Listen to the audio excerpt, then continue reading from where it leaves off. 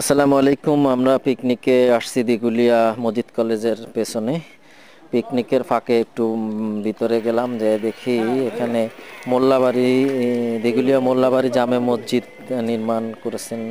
এত সুন্দর মসজিদটা দেখতে, মন চায় এই মসজিদে নামাজ পড়তে। ইনশাল্লাহ নামাজ আদায় করব। আপনারা দিঘুলিয়াতে যদি কেউ আসেন অবশ্যই এই মসজিদে নামাজ আদায় করবেন।